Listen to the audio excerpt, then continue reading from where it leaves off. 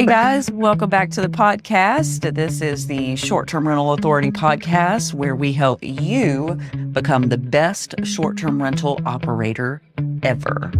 And today's topic is how to choose the best property for your short-term rental business. Yeah, I feel like we get this question a lot. We get this question a lot. So we thought that we would talk about it. So I think that the main thing, if you take away nothing else from this podcast, the main thing that is going to help you be successful in finding the best property is to think about who your customer is first. Yeah, we advocate that a lot. That's the way we were taught. Yeah.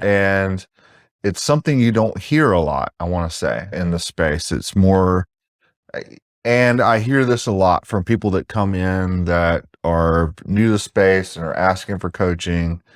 And their real question ends up being, where can I make the most money? Ooh. Yeah. Right. And that's I understand why the question comes, and we're investors and entrepreneurs, and that seems like a natural question, like, where can I make the most money? Right.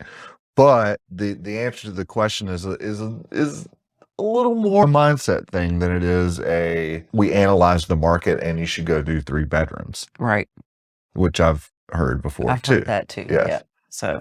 So that's what we're going to be talking about in the podcast today. So always there's mindset associated with everything that we do, right? So we'll talk about the mindset about it. And then there are 3 things to consider when you are thinking about what property type you're going to be choosing. And those things are your avatar. Who are you serving? Yep.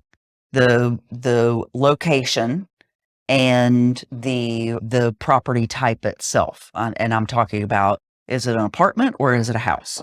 So those are the 3 things to consider. So yeah. And so can I interject just a little bit? Because I had a really cool thing. So we were listening. It was my birthday this week. And birthday to you. Yes. And so we went to, traditionally in Wendy's family, we go to their house, and they combine birthdays is what they do. Right. So if I had a birthday and somebody else had a birthday that was close, and then somebody else that was close, we kind of celebrate everybody's birthdays together, which I think is fun because we all get together and grill out. Everybody gets present. Right. Well, not everybody that had a birthday close gets present. Right. Right. It is fun. And that kind of thing. So I actually kind of enjoy that. But on the way there, we were trying to be good parents and instilling in our children. Teenagers, mind you. Yes. So we have a 15-year-old and a 11-year-old. And I decided, okay, I've got a captive audience here. Yeah. What I'm going to do, because it's an 1.5-hour drive, I'm going to play the audio version of Rich Dad, Poor Dad by Robert Kiyosaki. I'm sure a lot of you have read this book, or if you haven't, go read Rich Dad, Poor Dad. A lot of people got started there. It was the inspiration for their real estate journey and investing journey and all this kind of thing. But it's one of those books that I like to reread from time to time, at least once a year. It is a good one. But I want to pass that along, right? This financial literacy idea. Believe me, I'm going somewhere. So I was playing the audiobook in the car, and it's an 1.5 hours, so we got through the first 2-3 chapters, something like that. And then got through like chapter 4 or 5. Well, it's on the way back. Yeah. So I made them listen to it on the way back. Yeah, right? yes. And I could tell they were kind of interested in it. Yeah, so they didn't, especially on the way down there. Both of them were. They did not complain too much about Yep. having to listen to this, but whatever. And maybe it'll soak in, maybe it won't. But the point is, one of the things that because every time you re-listen to something, you pick up something. Yeah, you always pick up a little nugget that you either didn't hear first time, or you forgot about, or it wasn't relevant, or because sometimes I think you hear things and it's like, all right, well, that's not relevant, right? But one of the things in that book that I heard today was, if you're going to build a skyscraper, You need a really good foundation. In fact, the foundation needs to be deep. Yeah, you've got to dig a big hole. Like it's deep in the ground for a large building like that. If you're building a single family house, maybe it's just a concrete slab that goes 12 inches in the ground. Right. Because there are different types of structures. But the analogy he was giving and the reason he was telling that was what a lot of people try to do is pour the slab intended for a single family house, but they're trying to build a skyscraper on it. Yeah. And that's what get rich quick is. Yeah. So it's the foundation matters. So you need to build the foundation that's relevant to the thing you're trying to build. Yeah, that's really good advice. And I like that analogy. That translated to what we were just talking about, picking your customer avatar first. Yes. Because that ends up being that deep foundation that then you can actually build an empire on. Oh, that's good. Because there's tons of people that they'll just go out and do all these properties, buy all this stuff, but they didn't build the deep foundation and it crumbles. Yep. So it's kind of like I got rich quick. I did this thing. I have 100 units. And then all of a sudden, 2 years later, it all comes crashing down. And I have a certain student in mind. I know you do. Yes. I know that happened to. Yes. Yes. So we've seen it firsthand. Yeah. And we try to tell people the right way to do things, but not everybody listens. True. So please listen to the video if you want to be successful long term, because this is that deep foundation that you really need to internalize and do so that you really can build that skyscraper that's not going to topple over. And I think what he called it was you don't want the Leaning Tower of Pisa. The Leaning Tower of Pisa. You want the Rockefeller Center or whatever the skyscraper you're talking about. Yeah. Right. So, and I think mindset goes along with that too, is building the right foundation. And what you said before was about the people who are just going out and just getting any property that they possibly can, and not thinking about who they're building this business for. And thinking about your customer avatar first. Who's going to be staying there? And what is their experience going to be like? Where are they going to be most comfortable? And that's always where we start, right? So let's talk about and maybe give some examples of what that looks like, because all these things fall into place once you determine who your customer avatar is, everything else just falls into place. Right. So let's take, for example, the customers that we do. Right. Well, we're talking about picking the right property, but yes. Right. So, well, the first thing to pick the right property is to find who the property is for. True. Yes. So let's give some examples. So let's start with our customer avatar is families with children and pets who are relocating to the area in between housing or have an insurance claim on their personal property, right? So if you're thinking about families with children and pets, do they want to stay in a 1-bedroom apartment? Probably not. Probably not. Probably not. What do they value most? And this is a really great question to ask yourself. What do they value most? What are the things that they value most?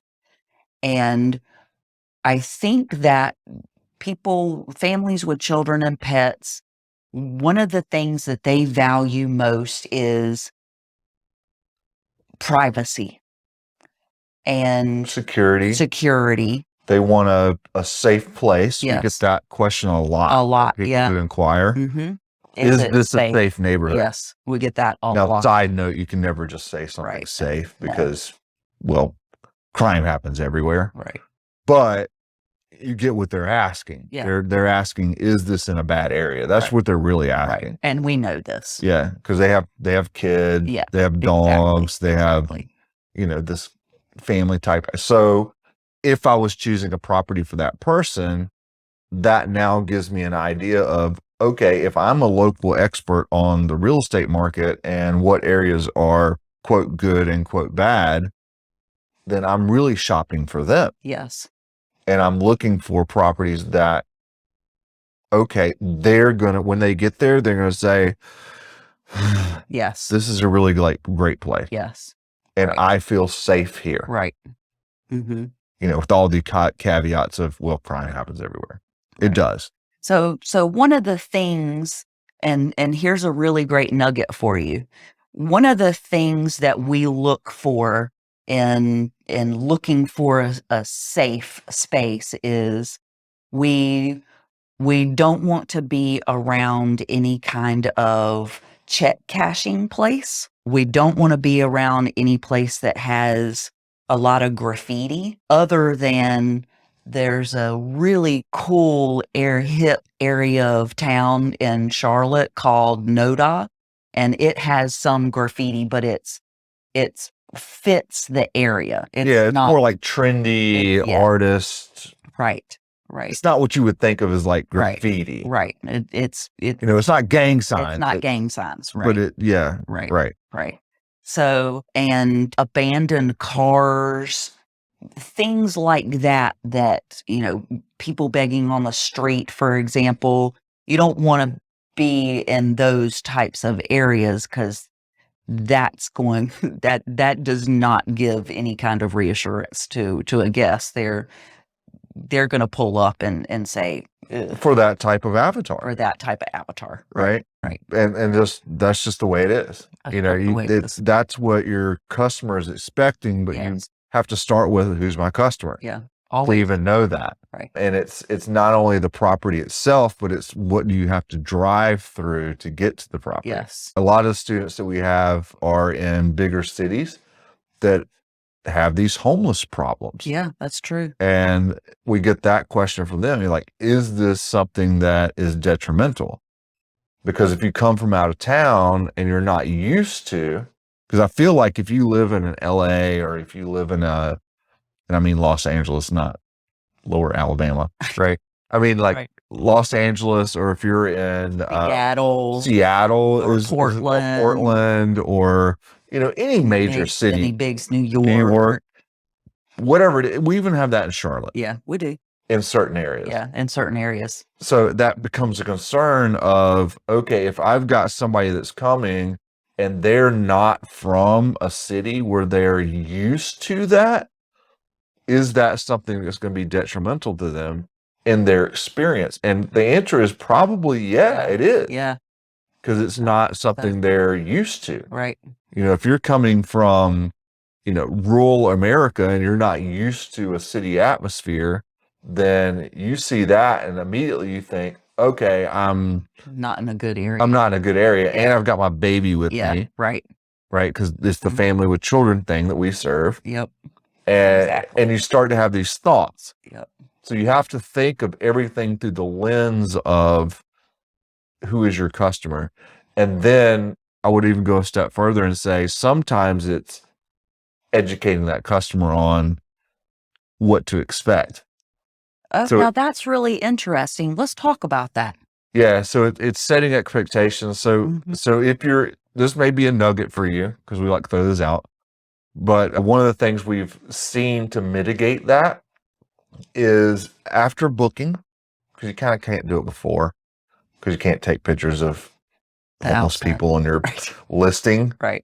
But if you, after booking, if you have an experience where, okay, here's how you get into the property, here's the check-in process, and perhaps you provide a video of that, maybe we would use you. We would use Wendy because she's a female, and we would film her walking to the property, maybe at night even, and saying, here's where you go, here's how you get this, and then yeah, those other things are in the background, but if you can see that and know that before you're coming, it sets the expectations for what you're going to experience when you're there.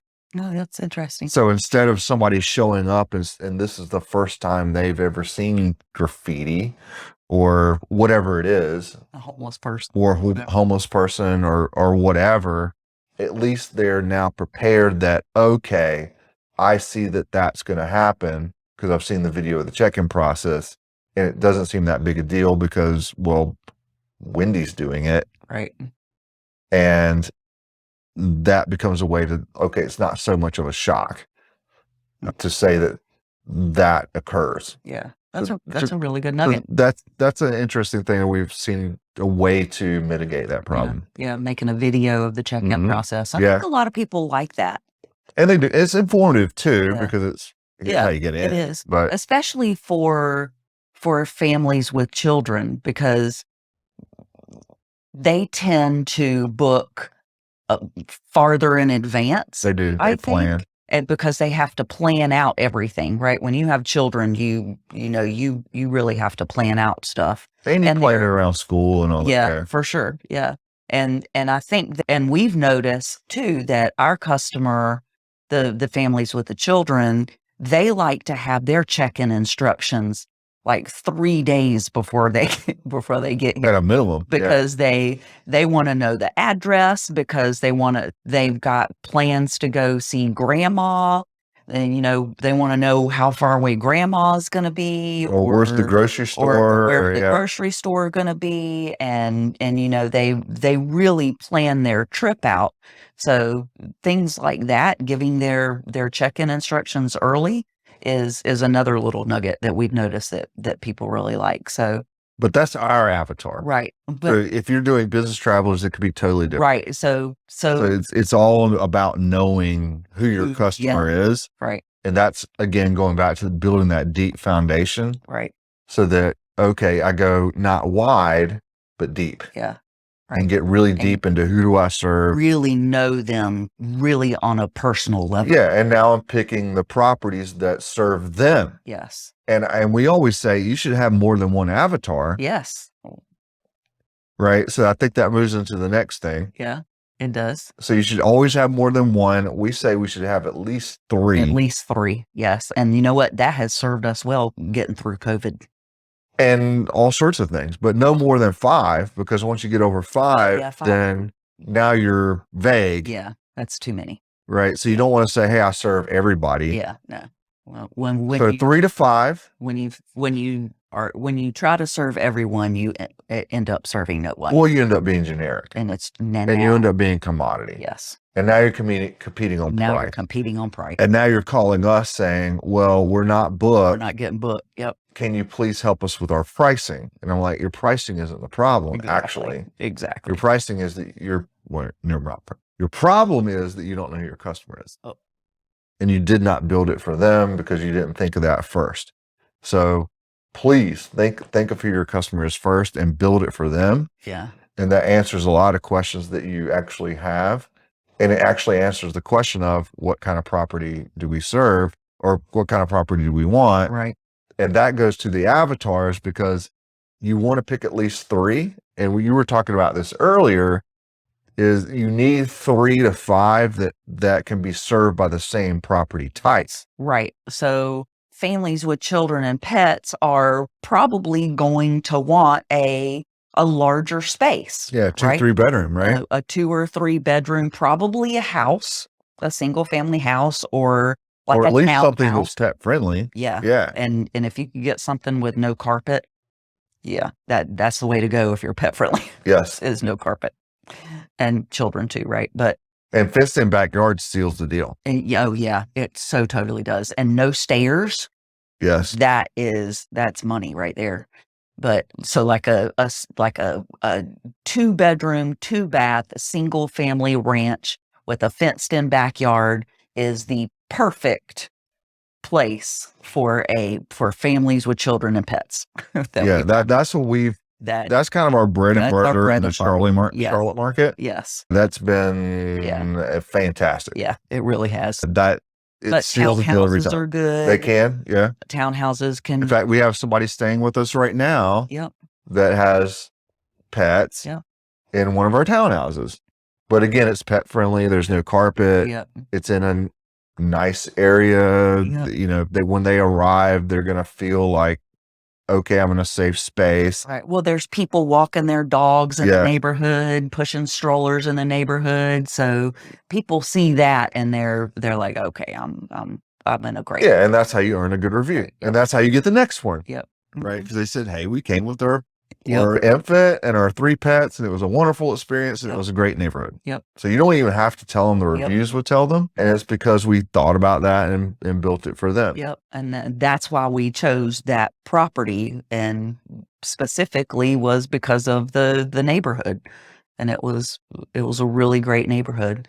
And we actually had two houses and Right. But going back to property type, what I was trying to get at is, don't pick avatars that are, okay, I want to first serve families with children, and I want to serve traveling nurses, right. and I want to serve business travelers, and I want to serve people coming for weddings. Yeah, no. Because that same property type cannot serve all of those different people. Because your families with children, like we were saying, are 2 to 3 bedrooms. Your traveling nurse is probably more like a studio, or maybe even a room, because their budget. Your business traveler, depends on who the business traveler is, because we talk about that in other episodes, but you want to be very niche. But assuming that's a single business traveler, that also starts sounding like a studio 1 bedroom and not a 2 bedroom, right? So when you pick these 3 to 5 avatars, pick things that overlap as far as the property type and the location go, and then you'll be picking the right property for the person you're trying to serve. So, for example, if you want to serve families with children and pets, then you could also serve the military families too. You could. And this goes into the next thing, is location. Where do they want to be close to? Right. And that's the other part of it. Yeah. Yes. Right. So if you're going to be serving families with children and pets and the military, you're going to have to be near a military base. Like, True. we are not near a military base, so that avatar is out of the window. It's off the chart. It's off the table. It's off the table for us, right? However, if you are near any kind of military base, it doesn't matter what it is. Yeah, I would say within 30 minutes or so? Yeah, 30 to 60 minutes. 30 to 60 minutes of a military base. Then closer to better, but great avatar to serve.